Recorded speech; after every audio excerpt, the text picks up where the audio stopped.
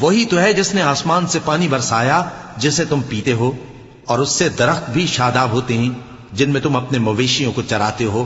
اسی پانی سے وہ تمہارے لیے کھیتی اور زیتون اور کھجور اور انگور اور دوسرے بے شمار درخت اگاتا ہے، اور ہر طرح کے پھل پیدا کرتا ہے۔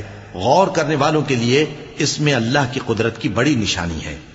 اور اسی نے تمہارے لیے رات اور دن اور سورج اور چاند کو کام میں لگایا، اور اسی کے حکم سے ستارے بھی کام میں لگے ہوئے ہیں۔ سمجھنے والوں کے لیے اس میں بہت سی نشانیاں ہیں۔ اور جو طرح طرح کے رنگوں کی چیزیں اس نے زمین میں پیدا کی، سب تمہارے زیر فرمان کر دیں۔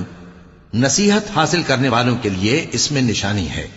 اور وہی تو ہے جس نے سمندر کو تمہارے اختیار میں کیا تاکہ اس میں سے تازہ گوشت نکال کر کھاؤ، اور اس سے زیور موتی وغیرہ نکالو جسے تم پہنتے ہو۔ اور تم دیکھتے ہو کہ کشتیاں سمندر میں پانی کو پھاڑتی چلی جاتی ہیں، اور اس لیے بھی سمندر کو تمہارے اختیار میں کیا کہ تم اللہ کا فضل معاش حاصل کرو اور تاکہ اس کا شکر کرو۔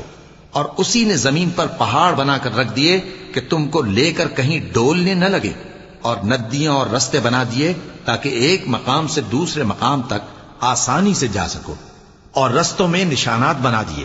اور لوگ ستاروں سے بھی رستے معلوم کرتے ہیں۔